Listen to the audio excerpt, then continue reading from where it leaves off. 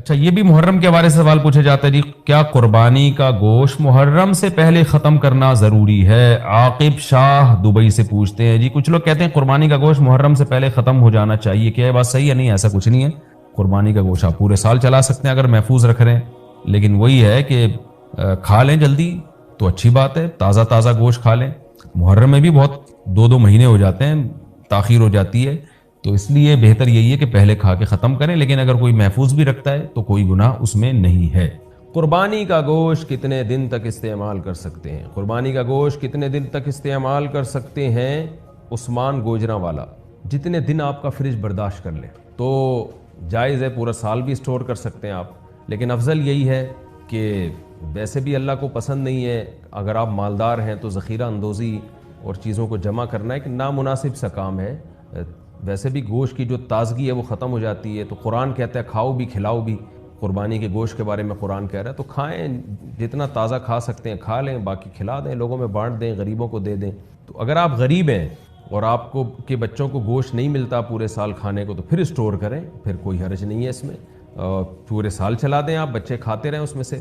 لیکن اگر آپ غریب نہیں ہیں، متوسط ہیں یا مالدار ہیں، تو پھر بہتر یہی ہے کہ جتنا کھا سکتے ہیں کھائیں، اور جو بجائے 6 مہینے اسٹور کرنے کے، جب گوشت کا ذائقہ بھی خراب ہو جائے گا، تو بہتر یہی ہے کہ اس کو کھا کے تقسیم کر دیں۔ لیکن یہ کوئی لازمی حکم نہیں ہے، شریعت میں جائز ہے، آپ پورے سال بھی اسٹور کر سکتے ہیں۔ قربانی کا گوشت 3 حصوں میں تقسیم کرنا کیا لازم ہے؟ قربانی کے گوشت کو 3 حصوں میں، یعنی اپنے علاوہ اور رشتہ داروں اور غریبوں میں تقسیم کرنا کیا لازم ہے؟ یہ سارا گوشت خود بھی رکھ سکتے ہیں؟ بنت طالب کراچی سے۔ 3 حصوں میں تقسیم کرنا لازمی نہیں ہے، بہتر ہے، افضل ہے، سنت ہے۔ قرآن نے کہا ہے کہ کلوا منہا واطعموا البائس الفقیر، خود بھی کھاؤ اور فقیروں کو بھی کھلاؤ۔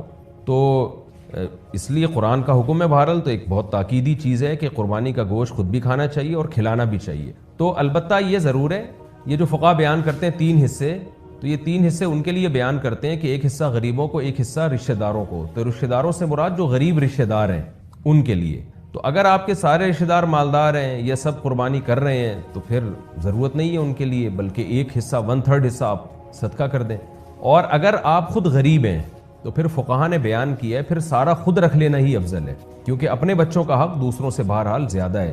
وہ بعض ایسے غریب پائے جاتے ہیں جن کے بچوں کو پورے سال گوشت کھانے کو نہیں ملتا، بیچارے سبزیاں کھا رہے ہوتے ہیں پورے سال، اور وہ بھی صحیح طرح نہیں ملتا ان کو کھانے کو۔ تو اگر کوئی ایسا غریب آدمی جس کے بچوں کو پورے سال گوشت کھانے کو نہ ملے، بیوی بچوں کو، اس کے اقربا کو، تو وہ قربانی کا گوشت اگر سارا کا سارا خود رکھ لیتا ہے تاکہ کچھ دن تک ہم گوشت سے لطف اندوز ہو سکیں، گوشت کھا سکیں، تو یہ بھی ٹھیک ہے غریب آدمی کے لیے، بلکہ یہ زیادہ بہتر ہے، کیونکہ بہرحال اپنے بچوں کا حق، وہ بھی تو غریب ہی ہے نا، اپنے خود آدمی غریب ہے تو اس کے بچے بھی غریب ہی کہلائیں گے، تو اپنے غریب بچوں کا حق یہ دوسروں سے اسلام میں زیادہ ہے۔ ہاں، جو متوسط درجے کے لوگ ہیں جو گوشت پورے سال کھاتے ہیں یا مالدار لوگ ہیں، ان کے لیے بہرحال افضل یہی ہے کہ کم سے کم 1/3 گوشت وہ صدقہ کریں، کیونکہ آپ تو کھاتے رہتے ہیں، اور 1/3 آپ غریب رشتہ داروں کو کھلا دیں، 1/3 خود کھا لیں۔ تو یہ کوئی اس میں یعنی کوئی لازمی حکم نہیں ہے، افضل حکم ہے یہ کیا جائے، گھر میں بند ہو کے بیٹھ جائیں۔ اتنی احتیاط ضرور کر لو، ایک گھر والوں کو جن سے تعلق ہو دوسروں کا ان سے نہ ہو، نہ نمبر ہو، نہ SMS پہ کوئی بات ہو سکے، پتہ ہی نہ ہو کہاں ہے۔ دوسروں کا تعلق، ان کی فرینڈشپ کسی اور خواتین سے ہوگی، تیسری کی کسی اور فیملی سے، چوتھی کی کسی اور فیملی سے، آپس میں ان کا بھی آپس میں لنک نہ ہو اور ان کے دوستوں کا بھی آپس میں لنک نہ ہو۔ سمجھ آ رہی ہے بات کہ نہیں آ رہی ہے؟ پھر تو چل پائے گا، ورنہ تجھ سے نہیں ہو پائے گا، تجھ سے نہیں ہو پائے گا، مر جائے گا۔ بعض لوگ ہیں جو کہہ رہے ہیں چاروں بیویوں کو بٹھا کے ایک دسترخوان پہ کھانا کھاتے ہیں، لائف کو انجوائے کر رہے ہیں، ہوتے ہوں گے۔ یہ لوگ مثالی نہیں ہوتے، ذہن میں رکھو۔ جو کہتے ہیں نا 2 3 4 کو ایک ساتھ رکھا ہوا ہے، بہنوں کی طرح رہتی ہیں، یہ مثالی نہیں ہے، کیونکہ یہ نیچرل سے ہٹ کر ہے۔ جو چیز بھی نیچرل سے ہٹ کر ہوتی ہے وہ ایگزامپل نہیں ہوتی، ایگزامپل وہی چیز ہوتی ہے جو نیچرل ہو۔ میں نے کبھی بھی شو نہیں ماری کہ ہماری 2 گھر والے محبت سے رہتے ہیں بہنوں کی طرح۔ میں اگر یہ مثال دوں گا تو دوسری شادی ناکام ہو جائے گی۔ کیوں؟ جب لوگ کریں گے لڑائیاں ہوں گی، بولیں گے یار ہمارے تو ناکام۔ بھائی مثال ہی یہی لڑائیوں والی ہے، اسی طرح ہی کرنی ہے، اسی طرح ہی رہنا ہے۔ نہیں آئی سمجھ میں بات؟ جیسے قربانی کا جانور جب گراؤ گے تو شاید کوئی ایک مثال ہو، بکرا آیا خود لیٹ گیا اور چھری بھی خود چل گئی۔ یہ مثالیں آپ پبلک میں دو گے تو لوگ قربانی سے دور بھاگیں گے، کیونکہ جب لوگ بکرے کو لٹائیں گے نا، بکرا لیٹے گا نہیں، ٹانگیں بھی مارے گا اور بیل ہڈیاں بھی توڑے گا آپ کی۔ تو سوسائٹی میں وہ مثال چلتی ہے جو ریئلٹی کے قریب ہوتی ہے۔ ریالٹی یہ ہے کہ بیل کو لٹاؤ گے تو وہ بھی تمہیں لٹانے کی کوشش کرے گا, ٹھیک ہے نا, اور ٹانگیں چلائے گا اور مارے گا, اور جو دیکھ لو یوٹیوب پہ جو ویڈیوز پڑی ہوئی ہیں, اچھل اچھل کے تمہیں بھی کیکیں مارے گا, پھر بھی کرنی ہے قربانی. تو 2 شادیوں میں میرے بھائی مسائل ہوں گے, بیگموں کی لڑائیاں بھی ہوں گی, فسادات بھی ہوں گے. آپ مرد کے بچے بنو, آپ اس کو کنٹرول کرو, اور پھر 2 کرو 3 کرو اور ڈھیڑ بن کے 4تھی کرو. اسی طرح ٹینشنوں کے ساتھ ہی یہ سنت ہے. ہمارے نبی نے بھی 9 ازواج تھی میرے بھائی, اختلافات سید الانبیاء کے گھروں میں بھی ہوئے ہیں. آپ ناراض ہو کے چلے گئے, 1 مہینے بعد واپس آئے آپ صلی اللہ علیہ وسلم, تو پھر بھی نبی کی سنت ہے یہ. ابراہیم علیہ السلام کی 2 زوجات تھیں, ان میں بھی آپس میں اونچ نیچ ہوئی ہے, کیونکہ بیوی شوہر سے محبت کرتی ہے. جب وہ محبت کہیں ہوگی تو جذبات بھی ہوں گے, اور محبت میں شیئرنگ کے وقت اس کو تکلیف ہوگی تو ری ایکشن ہوگا. وہ کوئی پتھر کی بنی ہوئی مخلوق نہیں ہے, لوہے کی بنی ہوئی مخلوق نہیں ہے کہ اس میں جذبات ہی نہ ہو. یہ آپ کا کام ہے ان جذبات کو کنٹرول کرنا اور اس کو مینیج کرنا. اس لیے میں کہتا ہوں مرد کے بچے بنو, آدمی کے بچے بنو, پجامہ بننے کی کوشش مت کرو. سمجھ آ رہی ہے بات کہ نہیں آ رہی؟ کرو یہ کام کرو, اور ٹینشنوں کے ساتھ ہی ہوگا, یہ خوشیوں کے ساتھ نہیں ہوتا, ٹینشنوں کے ساتھ ہی سنت ہے. تبھی تو ہم کہتے ہیں جہاد کی نیت سے کرو. تو میرے بھائی ہمارے پیغمبر کی سنت ہے زیادہ شادیاں کرنا, اور پھر ان شادیوں کی ٹینشنیں برداشت کرنا. یہ کس کی سنت ہے؟ پیغمبر کی. خدا کی قسم لا الہ الا اللہ, میں سب کو یہ بات بولتا ہوں, اگر نکاح سنت عمل نہ ہوتا, نکاح کی شریعت نے ترغیب نہ دی ہوتی, شاید ہم ایک بھی نہ کرتے. لیکن ہمارے پیغمبر نے اس کو اور اسلام نے اس کو سنت قرار دیا اور کہا کہ اس میں برکت ہے. میں یہ نہیں کہہ رہا کہ نکاح میں ٹینشنیں ہیں, نکاح میں ٹینشنیں ہیں لیکن نتیجے کے لحاظ سے خوشیاں ہیں. زنا میں خوشیاں ہیں, نتیجے کے لحاظ سے عذاب ہے. خوش, یہ ساری ٹینشنوں کے باوجود بھی خوش شادی شدہ ہی ہوتا ہے. خوش کون ہوتا ہے؟ یعنی یہ وہ ٹینشنیں ہیں جو خوشیوں کا پیش خیمہ ہیں. ایک آسانی مثال دیتا ہوں, پیش خیمہ تھوڑے گاڑی ہو گئی. آپ کو جب درد ہو اور ڈاکٹر کولے میں ٹیکا ٹھوک دے تو خوشی ہوتی ہے یا ٹینشن ہوتی ہے؟ بولو نا, ٹینشن ہے. لیکن یہ ٹینشن بڑی ٹینشن سے بچا لے. ایک دفعہ چیخ نکلتی ہے اور پھر آہستہ آہستہ درد ٹھیک ہو جاتا ہے. کیا خیال ہے؟ تو حلال جتنی بھی ٹینشنیں ہیں نا وہ ہیں ٹینشنیں, لیکن وہ ٹینشنیں انسان کو خوشیاں دیتی ہیں. اور حلال کی ٹینشن سے آدمی ڈپریشن میں نہیں جاتا, خودکشی نہیں کرتا. کبھی بھی نہیں میں نے دیکھا 2 شادیاں کرے ٹھا کر کے گولی مار کے مر گیا ہو. کمارے بہت سڑ رہے ہوں گے, ناکام عشق اور یہ فلانا عشق اور ڈمکانا عشق. 4 شادیاں کرنے کے بعد جو پریشانیاں ملتی ہیں وہ پریشانیاں ایسے ہیں جیسے ضرب الحبیبی زبیب, محبوب کی مار کشمش کی طرح. چھوڑ دو تم لوگ, پھر تم لوگ کے لیول سے اوپر کی باتیں شروع کر دیتا ہوں میں, پتہ نہیں کھو جاتا ہوں. پھر مجھے خیال ہوتا ہے یہ نابالغوں کے سامنے کیا باتیں شروع کر دی ہیں. بچے ہو بچے, رہنے دو. بہت معذرت چاہتا ہوں, میں نے آپ لوگ کے لیول سے اوپر کی باتیں جب کر رہا ہوں پھر اچھا نہیں لگتا مجھے. آپ لوگ کے لیول پہ آ کے بات کرنی پڑے گی, زیادہ اونچی باتیں ہو گئی. مفتی صاحب اگر آپ بھی شیخ ادریس اور ابن العثیمین کی طرح سیرت بیان کریں تو فائدہ ہوگا. ٹھیک ہے, جزاک اللہ, انشاءاللہ ضرور. میرے بھائی جیسے دوست ثناء اللہ کی شادی میں رکاوٹیں پیش آتی ہیں, وظائف کا بہت اہتمام کرتے ہیں لیکن کوئی خاص پیش رفت نہیں ہوئی ہے, آپ کو ایک ٹوٹکا بتا دیں. ٹوٹکے سے نہیں ہوتی شادی, نہانے دھونے سے, کنگا ونگا صحیح رکھو, کپڑوں کا اسٹائل اچھا رکھو, اور سب سے بڑی بات روکھڑا. لڑکی والے دیکھتے ہیں بندہ اسٹیبل ہے یا نہیں ہے, اگر اسٹیبل نہ ہو تو کوئی بھی نہیں دیتا. تو یہ سب کرو تو شادی پیچھے آئے گی آپ کے. خود لڑکی والے آئیں گے, بھائی ہماری بچی سے کر لو, ہماری بچی سے کر لو. کام کو فوکس نہیں کرتے, اپنے اندر کوئی قابلیت پیدا نہیں کرتے اور پھر روتے پھرتے ہیں. اس زمانے میں لڑکیاں اتنی زیادہ ہیں کہ لڑکیوں کی مجبوری ہے کہ اچھا رشتہ مل جائے, لڑکوں کی مجبوری نہیں ہے. آپ اچھے بن جاؤ گے تو خود رشتے بھاگیں گے آپ کے پیچھے. کوئی نہ کوئی فالٹ ہے آپ کے اندر جو آپ ختم کرنے کی کوشش نہیں کر رہے. حضرت آپ خیریت سے ہوں گے, حیدرآباد سے حاضر ہوئی ہیں, دارالعلوم مظاہر العلوم سے موقف علیہ کا طالب ہوں, آپ کے ساتھ چند بھائی سے مسرت ہوں گی. کون ہے بھائی یہ؟ چلیں 2 منٹ مل لیتے ہیں بعد میں. مفتی صاحب ٹرسٹ کے اسپتال میں سید لوگ علاج کروا سکتے ہیں, آنکھوں کا ٹرسٹ اسپتال ہو وغیرہ وغیرہ. دیکھیں سید لوگ زکوٰۃ کے پیسوں سے علاج نہیں کر سکتے. جب وہ ٹرسٹ میں سے علاج کرائیں تو ان کو بتا دیں کہ ہم پہ زکوٰۃ نہیں لگتی. تو بہت سے اسپتال میں زکوٰۃ کے علاوہ بھی ڈونیشن کی رقمیں ہوتی ہیں, عطیات ہوتے ہیں, پھر وہ وہاں سے علاج کر دیتے ہیں. جیسے انڈس ہاسپٹل میں آپ اگر بول دیں کہ میں زکوٰۃ کا مستحق نہیں ہوں تو پھر بھی فری علاج ہوتا ہے, لیکن وہ جنرل ڈونیشن سے کرتے ہیں پھر علاج. سید زکوٰۃ نہیں لگ سکتی سید پہ. یہ بھی ہمارے پیغمبر کے برحق ہونے کی دلیل ہے. ہمارے نبی نے زکوٰۃ کے اتنے فضائل بیان کیے, کوئی شک کر سکتا تھا شاید یہ اس لیے بیان کر رہے ہیں تاکہ آپ کو لوگ پیسے دیں. نہ فرمایا مجھ پر اور میری قیامت تک, حدیث کا مفہوم بیان کر رہا ہوں, قیامت تک میری اولاد پر زکوٰۃ حرام. تو یہ آپ نے زکوٰۃ اپنے لیے نہیں بلکہ امت کے لیے رکھی ہے, اپنی اولاد کو محروم کیا اس سے. میرے بھائی مفتی صاحب میرے بھائی جیسے دوست ثناء اللہ کی شادی 2 دفعہ نہیں ہو رہی کیا؟ گورنمنٹ نے عید کے تیسرے دن کی چھٹی نہیں دی، اس حوالے سے آپ کی کیا رائے ہے؟ 3 دن چھٹیاں دے دیں بہت ہیں، 9 ذی الحجہ کی، 10 کی، 11 کی، تیسرے دن دے دے تو اچھی بات ہے، نہیں دے تو بھی ٹھیک ہے۔ گورنمنٹ کی باتیں گورنمنٹ سے پوچھو، میں کوئی گورنمنٹ کا ملازم تھوڑی ہوں۔ ہاں جو 100% غلط بات ہوگی اس پہ ہم ریئیکشن ریکارڈ کروائیں گے، جیسے بھی 18 سال سے کم عمر لڑکی کی شادی پہ پابندی لگائی اس پہ ہم نے ریکارڈ کروایا۔ مفتی صاحب آپ سے ملاقات کرنا چاہتے ہیں، بالا کوٹ سے آئے ہیں، کہاں ہیں؟ 1 منٹ مل لیتے ہیں بھائی، سوال یہاں سے پوچھ لیں جلدی جلدی، شاباش۔ السلام علیکم۔ مائک جی جی سوال یہ ہے، میرے 2 سوال ہیں۔ ایک تو چھوٹا سا سوال یہ ہے، ابھی آپ بیان میں جو ایک صاحب کے ساتھ بچے تھے تقریباً 8-10 سال کے، انہوں نے ان کو سلایا تھا، تو میں نے ان سے کہا کہ ان کی تو وضو ٹوٹ جائے گی، بولا ان کی نماز ایسے ہو جائے گی، تو باقاعدہ مطلب اپنے اختیار سے ان کو سلانا بیان میں کہ بغیر وضو پڑھ لیں گے بچے ہیں، وہ بغیر وضو کے پڑھ لیں گے۔ بس بچوں کو وضو کا عادی بنانا چاہیے، باقی بچہ بغیر وضو بھی نماز پڑھ لے تو اس کا وضو کا مکلف نہیں ہے وہ، لیکن بہرحال عادت ڈالنے کے لیے اس کو وضو کرا دینا چاہیے۔ میں پہلی بات ہے کہ فیلڈ مارشل کا میں نمائندہ نہیں ہوں کہ فیلڈ مارشل کے سارے کاموں کو میں درست قرار دوں، تو فیلڈ مارشل کی باتیں فیلڈ مارشل سے پوچھا کریں۔ باقی جہاد فرض کیوں نہیں ہے یا فرض ہے، ہمارا کام ہے اصولی جواب دینا، اس کا امپلیمنٹ کرنا ہمارا کام نہیں ہے، وہ فوج کا کام ہے، وہ اپنی مجبوری کتنی ہے، کر سکتے ہیں نہیں کر سکتے وہ بہتر جانتے ہیں، تو جس کی فیلڈ ہے اسی کو ساجھے۔ مثال کے طور مثالے سے ہٹ کے میں اصولی بات کرتا ہوں، جہاد اپنی استطاعت کے بقدر فرض ہوتا ہے، کبھی بھی شریعت میں وہ کام فرض نہیں ہے کہ لینے کے دینے پڑ جائیں۔ اس وقت پاکستان کی حالت یہ ہے کہ 4 ملکوں کا بارڈر پاکستان سے ملتا ہے، 4 ملکوں کا بارڈر، اور جن میں 2 طرف سے تو پاکستان بالکل انسیف ہے، اور ایک ملک براہ راست نہیں لیکن وہ بھی واسطوں سے مداخلت کر رہا ہے، اور پھر آپ ملک کے اندر جو دھماکے ہو رہے ہیں وہ دیکھو۔ شیخ ادریس رحمہ اللہ تعالیٰ کو بعض لوگ کہتے ہیں بخاری پڑھانے کے جرم میں شہید کیا گیا۔ بخاری بہت سے علماء پڑھا رہے ہیں، سعودی عرب میں، مصر میں، فلسطین میں، پاکستان میں، یہاں مدارس میں، کسی کو شہید نہیں کیا گیا۔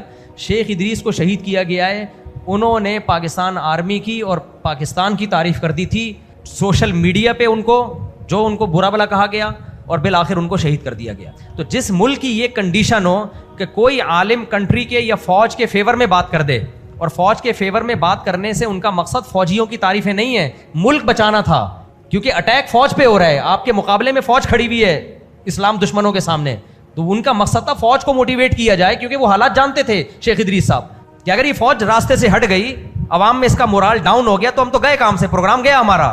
اور میں بار بار کہتا ہوں اگر یہ فوج کمزور پڑ گئی، خدا کی قسم لا الہ الا اللہ، غزہ کو بھول جاؤ گے، تم غزہ کو بھول جاؤ گے غزہ کو، کیونکہ ایسی بوٹیاں نوچیں گے نا تمہاری انڈیا مل کے اور اسرائیل مل کے، تم تصور میں بھی تمہارے نہیں ہوگا، وہ بھول جاؤ گے وہ حالات۔ ابھی چونکہ پیڑے کھا رہے ہیں نا بیٹھ کے، لڈو کھا رہے ہیں بیٹھ کے، انجوائے کر رہے ہیں، احساس نہیں ہے۔ شیخ ادریس رحمۃ اللہ علیہ کو احساس ہو گیا تھا، انہوں نے عوام کی ملامت کی پرواہ نہیں کی، ان کو پتا تھا سوشل میڈیا پہ پوری قوم میرے خلاف ہو جائے گی، اور انہوں نے یہ بیان میں یہ بات کہی ہے، میں کسی سے ڈرتا نہیں ہوں، حق بیان کر رہا ہوں، تو ملک کو اور فوج کو فیور کیا۔ سوشل میڈیا پہ جو ان کو گالیاں دی ہیں، ذرا خیال نہیں کیا کہ ایک آدمی سفید داڑھی والا ہے، کتنا بڑا عالم ہے، اس کی کتنی خدمات ہیں، نا نا نا نا نا، بس سیاسی اختلافات میں اتنا آگے چلے گئے یار۔ تو پہلے سوشل میڈیا پہ 15-20 دن طوفان بدتمیزی، اور پھر ان کو جان سے مار دیا۔ اس وقت پاکستان کو یا فوج کو جو فیور کرے گا اس کی جان خطرے میں ہے، مخالفین بھرے پڑے ہیں، آپ جا کے دیکھ لو۔ تو بہادری یہ نہیں ہے کہ فوج کی مخالفت کرو، بڑے بڑے صحافی ہیں، بہادری ہے اس وقت حمایت کر کے دکھاؤ۔ نہ قوم آپ کا ساتھ دے رہی ہے، جو بے وقوف لوگ ہیں، عقل مند تو ہیں، پڑھے لکھے ساتھ دیں گے آپ کا، نہ قوم ساتھ دے گی، جو بے وقوف قوم، سوشل میڈیا بھی ساتھ نہیں دے گا، اور دہشت گرد آپ کے فیور میں ہو جائیں گے، کیونکہ وہ تو چاہ رہے ہیں کہ ہمیں ایسے لوگ چاہیے جو خدا کی قسم میں اربوں روپے کما سکتا ہوں فوج کی مخالفت کر کے۔ آج میں فوج کی مخالفت شروع کر دوں، مجھے بیرون ملک کی ایجنسیاں اربوں روپے دیں گی، اربوں روپے، کروڑوں نہیں دیں گی، اربوں روپے دیں گی، اور تم سب میرے چاہنے والے ہو جاؤ گے، مجھے بہادری کا لقب بھی دو گے، بولے گے یہ بندہ ڈنکے کی چوٹ پہ حق بیان کرتا ہے، کسی سے ڈرتا نہیں ہے۔ لوگوں میں بھی بہادر بن جاؤں گا، ارب پتی بن جاؤں گا، لیکن مجھے خدا کو منہ دکھانا ہے۔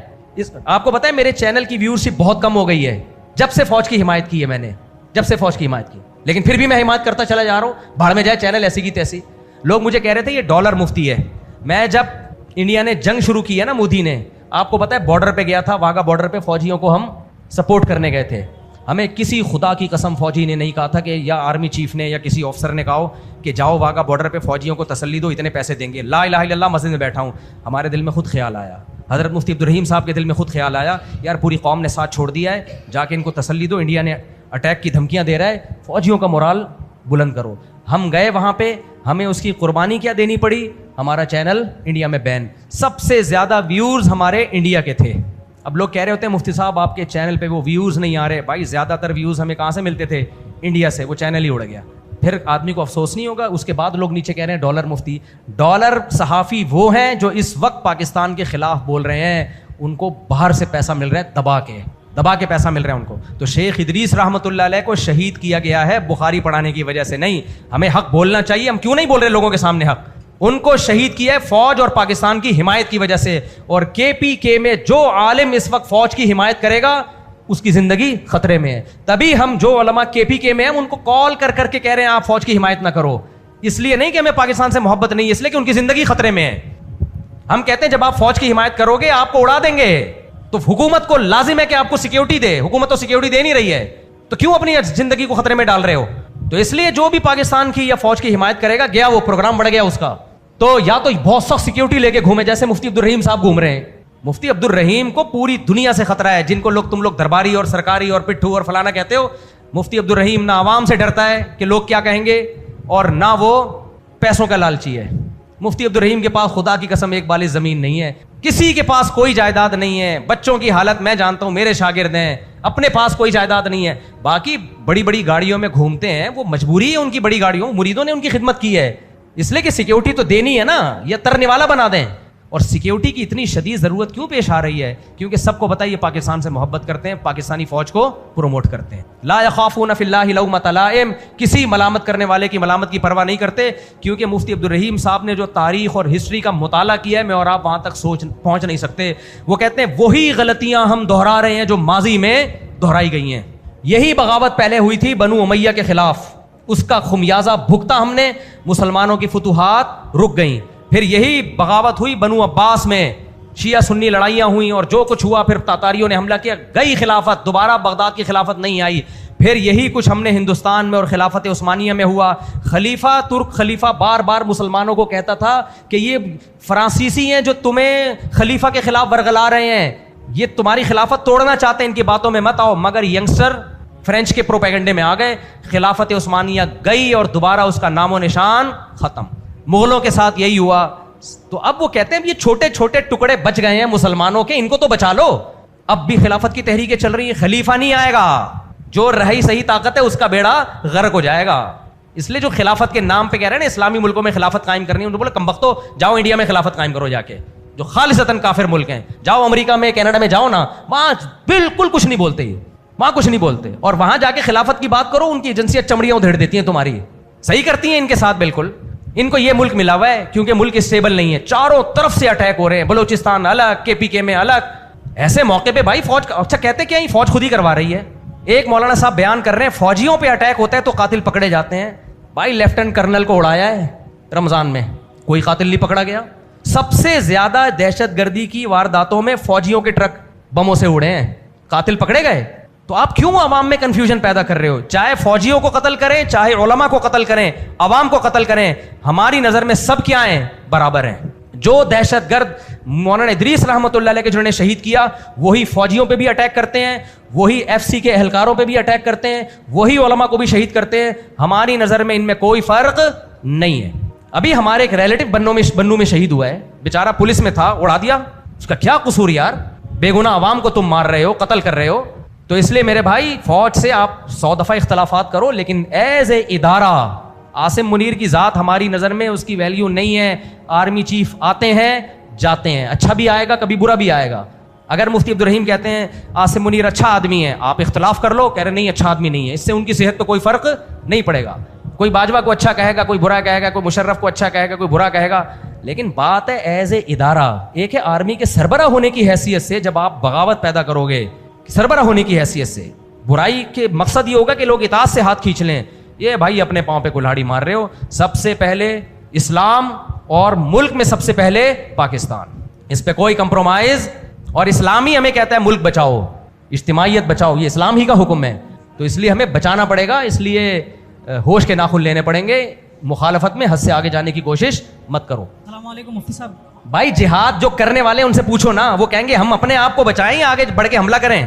یہ تو سوال پیدا ہوتا ہے انڈیا سے جہاد کیوں نہیں کرتے. سب سے پہلے تو پڑوس میں وہ ہے نا, آپ افورڈ کر سکتے ہو. جب یہ جنگ آپ شروع کرو گے تو افورڈ کر پاؤ گے کہ نہیں کر پاؤ گے؟ آپ یہ برداشت کر پاؤ گے کہ نہیں کر پاؤ گے؟ یہ سچویشن دیکھ کے فیصلہ کیا جاتا ہے. اور یہ جنگ ہو چکی ہے ماضی میں, اس کے نتیجے میں اسرائیل بڑا ہی ہوتا گیا, چھوٹا نہیں ہوا ہے. تو یہ سب میں فیور نہیں کر رہا, ہو سکتا ہے ان پر جہاد فرض ہو, نہ کر رہے ہو, مجرم بن رہے ہو, لیکن جب تک آپ کے سامنے پوری معلومات نہیں آئیں گی آپ رائے نہیں دے سکتے. مفتی یہ کہے گا کہ طاقت جب ہو تو جہاد فرض ہے, اقدامی جہاد کی بات ہو رہی ہے, دفاعی کی نہیں. نبی کی سیرت سے جو مثالیں دی جاتی ہیں وہ سب دفاعی جہادوں کی دی جاتی ہیں.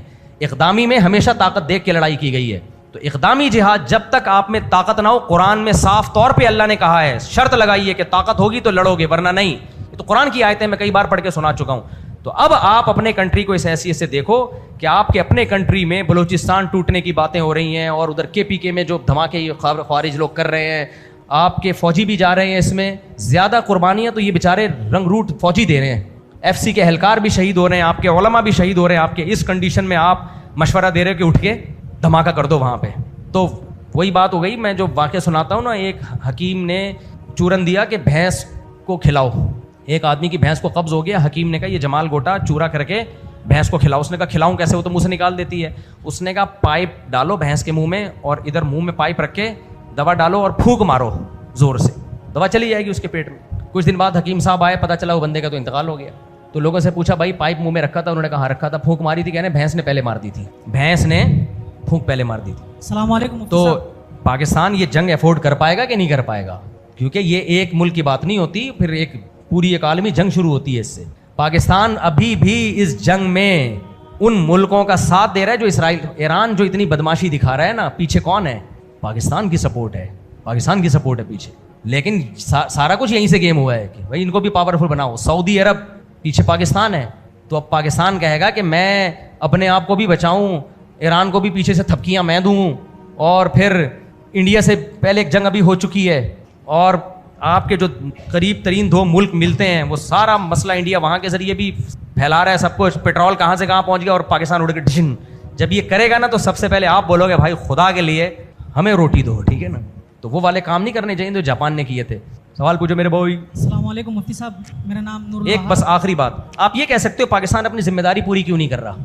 ہاں یہ سوال بند. دیکھو جہاں تک فوج کا معاملہ ہے نا, فوجی لوگ ذمہ داری پوری کر کے کسی کو بتاتے نہیں ہیں. کچھ کام کیے جاتے ہیں آفیشلی بتائے نہیں جاتے ہیں, تو بہت سارے کام ہو رہے ہوتے ہیں, لیکن پبلک کہتی ہے ہمیں بتاؤ, ہمیں بتاؤ کون سا پٹاخہ پھوڑا ہے وہاں پہ, کون سا بم چلایا ہے وہاں پہ, ہمیں بتاؤ. ایسا نہیں ہوتا میرے بھائی. اور پھر چلو مخالفت کرو, مخالفت میں اپنے ملک کے خلاف لوگوں کو کر دینا جو اسرائیل چاہتا ہے. اسرائیل تو چاہتا ہے یہاں بھی بغاوت کھڑی ہو تاکہ فائدہ ہو ہمیں. چلے بھائی. السلام علیکم مفتی صاحب, کیا حال ہے, خیریت ہے؟ الحمدللہ. آپ ابھی بیان میں یہ فرما رہے تھے علم دو طرح کے ہوتے ہیں, ایک علم عمق, دوسرا جب آپ حکمت. تو آپ حکمت کے یعنی کون سی علم کی بات کس طریقے سے کب بیان کرنی ہے. یہ جلدی ماشاء اللہ صلو.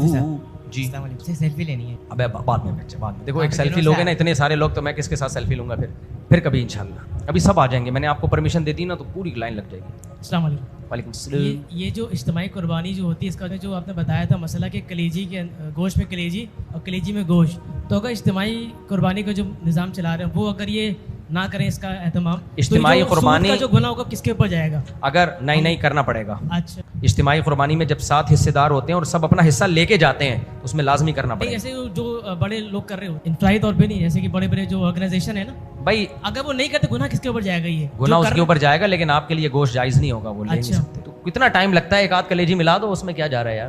ہاں جو وقف قربانیاں ہوتی ہیں ان میں تو حصے ہوتے ہی نہیں نا, وہ تو ایسے ہی بٹ رہا ہوتا ہے. السلام علیکم مفتی صاحب. وعلیکم السلام. ملاقات کریں. ہائے میرے بچے, اتنے لوگ ملاقات کریں گے تو میں کسی سے ملاقات کے قابل رہوں گا؟ کہاں سے آئے ہو؟ جاپان سے آئے ہو. آپ کہاں سے آئے ہو؟ چل ان سے اور یہ 2 بھی آ جائیں جن کو جو میں نے پرمیشن دی ہے, ان کے علاوہ کوئی نہ آئے بس. مفتی صاحب آپ کی ایک کریکشن کروانی ہے. جی. آپ نے ابھی بیان میں کہا ہے کہ امریکہ کی کرکٹ ٹیم نہیں ہے, لیکن آپ ماشاءاللہ ہمارے ہیرو ہیں اور بہت سارے انٹرنیشنل لیول پہ بھی آپ بات کریں, لیکن امریکہ کی بہت اسٹرانگ کرکٹ ٹیم ہے. تو میں آپ کو بتانا تھا کہ ان کی, اور پاکستان کو بھی ہرا چکی ہے وہ. امریکہ کی کرکٹ ٹیم اس سال؟ جی سر, اس سال نہیں, بہت سارے پہلے بگڑ گئے ہوں گے بیچارے. اچھا سر, دوسرا یہ ہے کہ پاکستان کو ہرانا تو کوئی کمال نہیں ہے. جنگ میں پاکستان کو ہرانا مشکل ہے, کرکٹ میں تو پاکستان نے نظر سے بچنے کے لیے ہر دفعہ ہاتھ ہارتا ہی. سر آپ ہمارے ہیرو ہیں انٹرنیشنل لیول. نہیں میں ہیرو نہیں ہوں بھائی. وہ کہتے ہیں مولویوں کو کچھ پتہ ہی نہیں ہے, آج داڑھی ٹوپی رکھ لینا. اچھا چلو بیان سے میں یہ بات ہٹوا دوں گا. صحیح ہے. اچھا سر, دوسرا ایک سوال تھا میرا آپ سے. آج آپ نے بات خود ہی کر دی کہ جو علماء ہیں وہ آپس میں اتفاق نہیں کر رہے وہ سارا. لیکن سر ہمارے علماء بھی جو علماء دیوبند ہیں ایک ہی جگہ سے, مثلا کوئی کہتا ہے شوال کے روزے رکھے, کوئی کہتا ہے نہیں. فقہ کی بات نہیں میں کر رہا, میں تو ایک ہی یعنی فرقے مکتب کی بات کر رہا ہوں. سر اس میں ہم کس کو فالو کریں؟ صرف مفتی ظہرولی صاحب کہتے ہیں کہ نہیں رکھو, باقی ساری دنیا کے سارے علماء کہتے ہیں شوال کے روزے رکھو. تو حضرت مفتی ظہرولی صاحب رحمہ اللہ تعالیٰ, اللہ ان کی مغفرت فرمائے, ان کے درجات کو بلند فرمائے, ان کے تفردات مشہور ہیں.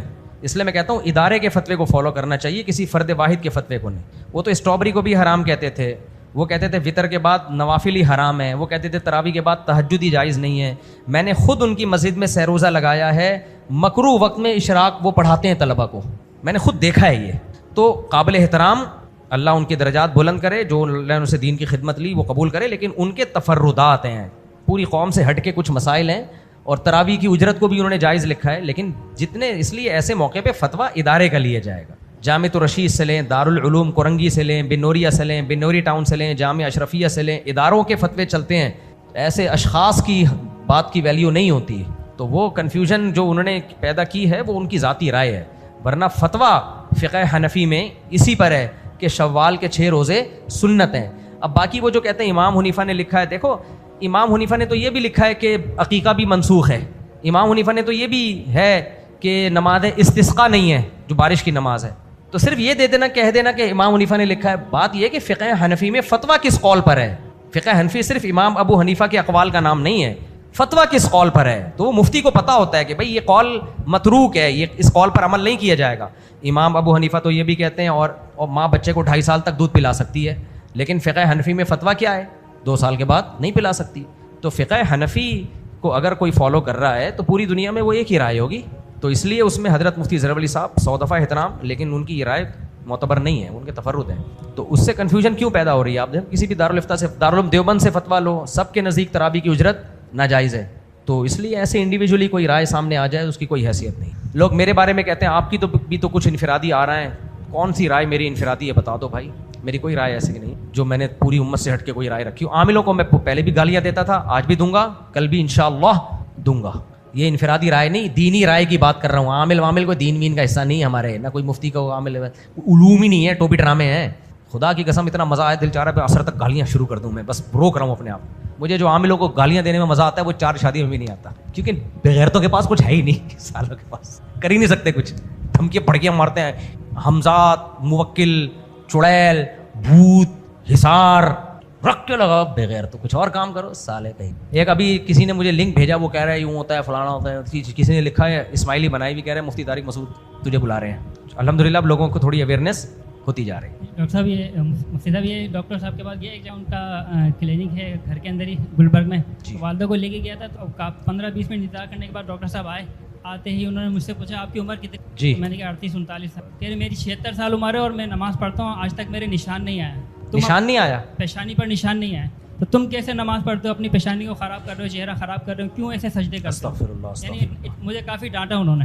اب وہ میں چپ چاپ سنتا رہا, میں اس طرح کا آپ کا کلپ ان کو بھیجوں گا. دیکھو چہرے پہ سجدے کا نشان بننا یہ بڑی رحمت اور برکت کی بات ہے. اور کچھ لوگوں کی اسکن ایسی ہوتی ہے چند دفعہ سجدہ کر کے نشان آ جاتا ہے, کچھ لوگوں کی اسکن ایسی ہوتی ہے نہیں بنتا نشان. ہاں کچھ اس میں ڈرامے باز بھی ہوتے ہیں جن پہ میں بیان بھی کر چکا ہوں, وہ زبردستی نشان بناتے ہیں, وہ غلط ہے.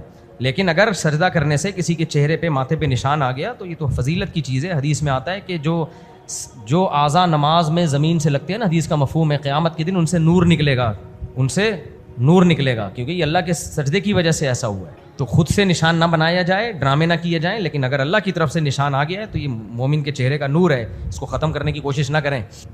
السلام علیکم مفتی صاحب. ایک سیکنڈ جی پوچھیں آپ. مفتی صاحب قربانی کے حوالے سے سوال کرنا تھا. جیسا کہ ابھی میں نے ایک کلپ دیکھا تھا, شاید آپ نے بھی دیکھا ہو, بہت وائرل ہوا تھا کلپ, کہ قربانی کا جانور آیا تھا اور وہ جب اس کو ان لوڈنگ کر رہے تھے تو قربانی کا جانور چھل کے ایک دم, وہ شہزور تھا, اس پہ سے جب ماری اس نے دونوں ٹانگیں اس کی پھنس گئیں, جا کے زمین میں گرا ہے, اس کا ایک سنگ ٹوٹا ہے اور وہ آن دا اسپاٹ ایکسپائر ہو گیا. تو کہنے کا مطلب یہ ہے کہ اب جو بندہ لے کر آیا جانور, کیا اس کی قربانی ہو گئی؟ کیونکہ ابھی اس نے ذبح بھی نہیں کرا. اگر وہ غریب تھا تو پھر قربانی کی ضرورت نہیں ہے, بس انشاءاللہ اللہ اس کو ثواب دے دیں گے. امیر تھا تو اس کو دوبارہ قربانی کرنی پڑے گی. اچھا ایک اور سوال تھا کہ میرا ایک دوست ہے کہ اس نے ایک لڑکی کے لیے رشتہ بھیجا تھا, تو اس کی وہاں سے نہ ہو گئی تھی. نیک آدمی تھا, لڑکی کے لیے رشتہ بھیجا ہے ماشاءاللہ. لڑکی کے لیے بھیجا تھا, لیکن ادھر سے اس کے گھر والوں نے نہ کر دی تھی. لیکن وہ لڑکا تعویذ وغیرہ کے چکر میں پڑ گیا کہ یار یہ تعویذ وغیرہ میں इस तरीके से करूँगा तो बांध के और ये करना है, अपने घर वालों को भेजूंगा तो हो जाएगा, तो क्या ये तरीकाकार सही है कि गलत है? गलत है, 100% गलत। जिंदगी भर तावीज़ों में पड़ा रहेगा। काम अल्लाह ने करना है, अगर हो गया तो हो गया, नहीं हुआ तो नहीं हुआ। अगर हो गया तो ये समझेगा तावीज़ ने कराया है। अभी मैं अपना वाक़या बताऊँ आपको, मैं अपने वाक़यात इसलिए बाज़ दफ़ा सुना देता हूँ मोटिवेशन के लिए। मैं भी एक्सरसाइज कर रहा था। पहली बात तो मैं एक्सरसाइज की वीडियोस नहीं बनाता, लोग बना के डाल देते हैं, बहुत बुरी हरकत है। मुझे नहीं पसंद शो मारना, और मैं कौन सा कोई प्रोफेशनल जिम ट्रेनर हूँ, आड़ी तिरछी कर रहा होता हूँ मैं, उसी को लोग डाल देते हैं। एक अभी डिप्स की आई है, गलत तरीके से मैं पुशअप कर रहा हूँ, गलत तरीके से, मुझे खुद पता भी है, लेकिन वीडियो बना के डाल दी किसी ने और कहा हमारे मोटिवेशनलिस्ट माशाल्लाह मुफ्ती साहब और कितनी अच्छी। छिछोरपना है यार, आप वर्जिश कर रहे हो कर लो, दुनिया को क्यों दिखा रहे हो, लेकिन लोग डाल देते हैं। अभी हुआ ये कि तकरीबन 1 महीना पहले योगा करते हुए मेरी कमर कड़ाका आया, टाइट वाला। क्या आ गया? कड़ाका। जॉगिंग की मैंने, भागा दौड़ा, पुशअप सब किए। योगा में ना मुड़ जाते हैं ना, तो ज़रूरत से ज़्यादा मुड़ गया मैं। और फिर उसके अगेंस्ट मैंने फ़ौरन की, जो मेरी गलती थी, नहीं करनी चाहिए ऐसे, उसके खिलाफ है ये। कमर में आया है कड़ाका। जब कड़ाका आया तो इतना ख़तरनाक ज़िंदगी में नहीं आया। 3 हफ्ते तो मैं उठ ही नहीं पा रहा था। पिछले हफ्ते भी मैंने पता है ना बैठ के जुम्मे की नमाज़ पढ़ी थी।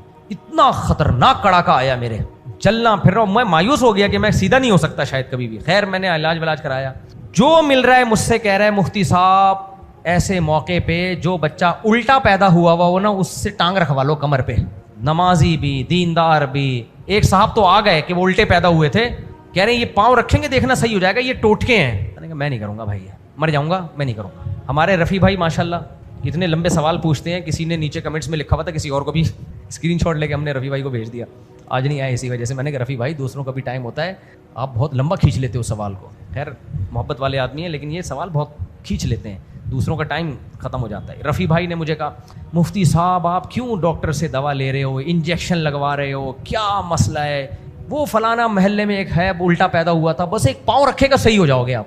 बार बार मेरे पास कॉल्स आ रही हैं, मैसेज आ रहे हैं। और भी उस दिन मैं दफ्तर में बैठा हूँ, हमारे महल्ले में एक साहब उल्टे पैदा हुए थे, वो आ गए, तबलीग वाले लेकर आए। कमाल की बात, जो कहते हैं अल्लाह से होता है अल्लाह के गैर से नहीं होता, वो तबलीग वाले लाए उसको, वो खुद भी तबलीग में है। मैंने कहा एक तो कम वक्त पैदा उल्टा हुआ उससे काम भी उल्टे कर रहा है, तो शर्म से डूब के मर जाना चाहिए कि तुम उल्टे क्यों पैदा हुए। तो वो आए हैं कि जी मैं पाँव रखूंगा ठीक हो जाओगे। अच्छा मैं तो बैठा नहीं जा रहा था, इतनी शदीद तकलीफ मेरी ज़िंदगी में नहीं कभी ऐसे हुआ, लेकिन वो जब मैं मुड़ा हूँ ना कुछ ज़्यादा ही मुड़ गया। और फिर मुड़ना के भी मसला नहीं है, उसके अगेंस्ट जो एक्सरसाइज होती है ना, वो 1 मिनट का वक्फा होना ज़रूरी है। मैंने जल्दबाजी में वो फ़ौरन ही कर ली, तो ज़ाहिर है मसल चढ़ गए, वो हिला दिया उसको। टेस्ट वेस्ट हुए, MRI, पता चला जी वो कुछ स्वेलिंग आ गई है। खैर बहुत तकलीफ है, अल्लाह ताला मुझे शिफा दी, मैं तो मायूस ही होने लगा था। मेरी आदत है अपनी बीमारियां नहीं बताता मैं लोगों को। अब यहाँ रफ़ी भाई कह रहे हैं इमाम साहब के लिए दुआ करो, अल्लाह इमाम साहब को सेहत दे। मैंने कहा मेरे लिए दुआ नहीं करवाना, मैं खुद अल्लाह से कर लूँगा दुआ। घर वालों को बताए, अपनी बीमारियां क्यों दुनिया को बताए आदमी? सारे तरस खाएंगे, फ़ोन करेंगे, हाय हाय हाय, अच्छा नहीं लगता। आपके अंदर कोई मसला आ गया, अल्लाह से करो, बस अपने घर वालों के साथ शेयर करो, बाकी नहीं। ये जो बीमार होके लोग दुआएं करवाते हैं ना अपने लिए, मुझे अच्छा नहीं लगता ये। अपने ऐब अगर कोई, ये भी एक अल्लाह की तरफ से आजमाइश है, छोड़ दो। हर आदमी बीमार होता है भाई।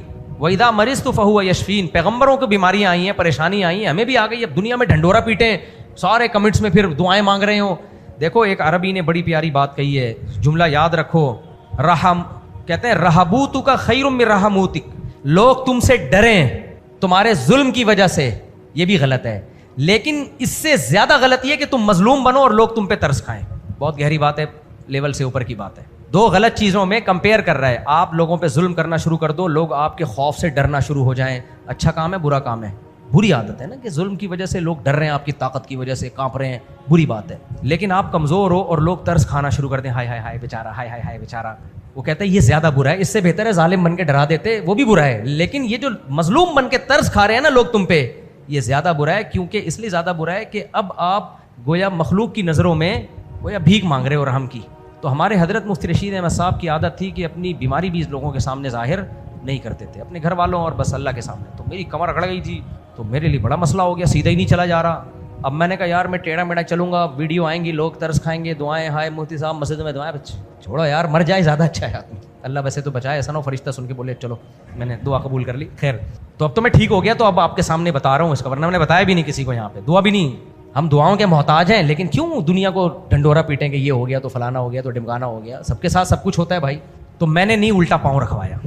अब क्या हुआ, 3 ہفتے ہو گئے تھے میرا یہ مرض ٹھیک نہیں ہوا, علاج کرا کرا کے فزیو تھراپی بھی, اور تیسرے ہفتے میں جو آخری دن جو میری طبیعت خراب ہوئی ہے نا, وہ ریکارڈ توڑ خراب ہوئی ہے. یعنی پچھلے ہفتے کے جو 3 ہفتے گزرنے والے تھے, اتنا شدید درد ہوا کہ بس مجھے لگا کہ یہ درد 2 دن رہا نا تو میں شاید موت کی دعائیں مانگنا شروع کر دوں گا. یہ حالت ہو, فون آ رہے ہیں, ایک دفعہ الٹے والے کو رکھوا لو. ایسے موقع پہ آدمی کہتا ہے یار کیا جا رہا ہے, کیا جا رہا ہے, ساری دنیا کہہ رہی ہے الٹا پیدا ہوا ہوا آدمی پاؤں رکھے گا اور ٹھیک ہو جاؤ گے, تو ٹرائی کرنے میں کیا جا رہا ہے. میں نے کہا نہیں, میں نے کہا اگر میں ٹھیک ہو گیا نا, یہ لوگ ان کا غلط چیز پہ ایمان مضبوط ہو جائے گا اور یہ کہیں گے دیکھو مفتی طارق مسعود صاحب کی کمر ٹیڑھی ہو گئی تھی, الٹے پاؤں والے نے رکھا ہے, الٹے پیدا ہوئے نے رکھا, ٹھیک ہو گئی. جو آخری دن مجھے تکلیف ہوئی ہے وہ میں جانتا ہوں اور اللہ جانتا ہے. نہ لیٹا جا رہا ہے, نہ کروٹ لی جا رہی ہے, ہلا بھی نہیں جا رہا, اور بجائے بیماری کم ہونے کے میں نے ڈاکٹر جو میرے علاج کر رہے ہیں, میں نے کہا ڈاکٹر صاحب 3 ہفتوں میں وہ پوزیشن نہیں ہوئی ہے جو آج ہوئی ہے. 3-4 گھنٹے تکلیف کے بعد پھر وہ پین کلر کا کوئی انجیکشن لگوائے میرے, اس کے بعد سے آرام آنا شروع ہوا. 2-3 دن میں بالکل فٹ فاٹ. میرا دل چاہ رہا ہے اٹھا کے میں لوگوں کو کک ماروں, اور جو بھی الٹے پیدا ہوئے ہیں نا ان کو جا کے ٹھڈے ماروں میں جا کے. اللہ نے شفا دے دی, اللہ کے اختیار میں ہے, ٹھیک بالکل فٹ ہو گیا الحمدللہ. اور چنگیزی صاحب کو بھی اللہ جزائے خیر دے, انہوں نے دعا کی تھی میرے لیے اور نفل منت مانی تھی انہوں نے کہ میں نے منت مانی ہے کہ آپ ٹھیک ہو گئے تو میں اتنی رکعت نفل پڑھوں گا. کھڑے ہوئے اللہ ان کو یہ کرنے کا کام ہے, دعا یا اس طرح سے. تو میں نے ساتھیوں سے کہا اللہ نے کتنی بڑی آزمائش سے نکالا. اگر آج رات اس شدید تکلیف میں الٹے پیدا ہوئے ہوئے آدمی سے پاؤں رکھوا لیتا, کیونکہ میں جب فجر میں اٹھا ہوں نا انجیکشن لگوا کے, تو مجھے لگا کہ میں 90% ٹھیک ہو گیا ہوں, یعنی اچانک بس ٹھیک ہوا ہوں میں, اللہ نے ٹھیک, اور 10% 2 دن میں اب بالکل فٹ فاٹ. اللہ کا, اللہ آپ لوگ کی نظر سے بچائے بس. میں نے کہا یار اس رات جو اتنی آزمائش میں تھا کہ 3 ہفتے علاج کر کے بھی فائدہ نہیں ہوا, تو ایسے موقع پہ آدمی کو وسوسہ آ جاتا ہے کہ الٹا پیدا ہوا ہوا بلا لو, اور وہ پاؤں رکھ دیتا اور میں صبح فٹ فاٹ اٹھتا, تو میرے ذہن میں وسوسہ آ جاتا ہے کہ یہ ٹوٹکا صحیح ہے. اس لیے میرے بھائی ایسا ہی ہوتا ہے. ہوتا یہ ہے کہ اللہ نے آپ کو ٹھیک کرنے کا فیصلہ کر لیا ہوتا ہے کہ چلو بھائی 3 ہفتے 4 ہفتے بہت ہیں, بس یہ مزید کمر ٹیڑھی رہی تو بندے کا انا للہ ہو جائے گا, ٹھیک ہے نا, مر جائے گا یہ. تو اب اللہ نے ٹھیک کرنے کا فیصلہ کر لیا ہوتا ہے. ایسے موقع پہ آپ کوئی ٹوٹکا کروا لیتے ہو, پاؤں رکھوا لیتے ہو, کچھ ہوتا ہو, صبح اٹھے آپ ٹھیک, تو آپ کا ایمان اور مضبوط کہ جتنے بچے ہیں اللہ کرے سارے الٹے ہی پیدا ہوں. بھائی اگر یہ ایسا ہوتا تو آغا خان والے الٹے پیدا ہوئے ہوں کو لا کے رکھ لیتے اپنے ہاسپٹل میں. اس لیے بھائی ہم نہیں مانتے ٹوٹ ہو گئے جیسی کی تیسی بھاڑ. میرا تو ایمان اور پہلے بھی مضبوط تھا اور مضبوط ہو گیا, ہم نے کہا بھاڑ میں. اور اب مجھے کوئی بھی الٹا پیدا ہوا نظر آ جائے نا, میں سوچ رہا ہوں عاملوں کے ساتھ میں ان کو بھی ایڈ کر لوں. جو بھی الٹے پیدا ہوئے ہوئے ہیں, چاہے وہ تبلیغ میں لگے ہوئے ہوں چاہے وہ ریونڈ کے ہو, ان سے بچ کے رہو. یہ خود تو الٹے ہیں, تمہاری کھوپڑی کو بھی الٹا کر دیں گے. سیدھا علاج کراؤ. ہومیوپیتھک علاج بھی ہوتا ہے اس کا, اچھا ہوتا ہے. میڈیکل علاج بھی ہوتا ہے. بیماریاں دنیا میں ہر ایک کے ساتھ لگی ہوئی ہیں یار.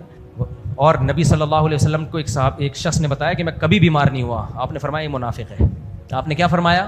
منافق. کیونکہ اللہ کی طرف سے تکلیفیں آتی ہیں اور انسان کو اس کی اوقات یاد دلاتی رہتی ہے. مجھے جو اپنی اوقات یاد آئی ہے نا, کیونکہ اس سے پہلے میری ویڈیوز آ رہی ہیں, ڈنٹ پل رہے ہیں, یہ وزن اٹھا رہے ہیں, یہ تکڑ دوڑ رہے ہیں, یہ ہو رہا ہے, وہ ہو رہا ہے, فلانا ہو رہا ہے. اس کے بعد میں جو لیٹا ہوں نا وہ ویڈیو دیکھ کے میں کہتا ہوں یار یہ نہ ہلا جا رہا ہے, نہ کروٹ لی جا رہی ہے. نماز کرسی پہ بیٹھ کے کتنا مذاق اڑایا کرسی والوں کا. زمین پہ بھی نہیں پڑھی جا رہی تھی کیونکہ اٹھتے ہوئے اتنی کروٹیں لے کے اٹھنا پڑ رہا تھا. میں خود کرسی پہ بیٹھ کے 2 ہفتے میں نے نماز پڑھی ہے. اور کہیں پبلک پلیس میں کسی جیسے ہاسپٹل جا رہا ہوں نا, اب لوگ کھڑے ہوئے ہیں, ان کے سامنے مجبوراً سیدھا چل رہا ہوں. اتنی تکلیف میں سیدھا چل رہا ہوں کہ وہ کوئی دیکھنے لے, ویڈیو بنا کے ڈال دے گا, سب ترس کھانا شروع کر دیں گے. مجھے اچھا نہیں لگ رہا کہ لوگ میرے اوپر ترس کھائیں. کیا خیال ہے بھائی؟ ہم تو یہی چاہتے ہیں لوگ نہ ترس کھائیں. اللہ دیکھے اپنے گھر والے تو وہ تو بچے اپنے ہی ہوتے ہیں, ان کو سامنے آدمی چیخو پکار کر سکتا ہے. پبلک کے سامنے آدمی فٹ فاٹ ہی رہے, اور الٹے پیدا ہوئے وہ کی ایسی کی تیسی. تو سب کے ساتھ سب کچھ ہوتا ہے, بیماریاں بھی آتی ہیں, شفا بھی آتی ہے. اللہ پر ایمان اور مضبوط ہو جاتا ہے. اللہ نہ نکالتا اس ٹینشن سے تو کتنی بڑی مصیبت تھی یار. تو اپنی اوقات یاد دلانے کے لیے نا اللہ بتاتے رہتے ہیں, تم بیٹا 4 بھی کر لو, دوڑو بھی, 2 سیکنڈ لگتے ہیں, تھوڑا سا اسکرو میں نے کمر کا دائیں بائیں کر دیا نا, گیا, چیخیں نکل جاتی ہیں انسان کی.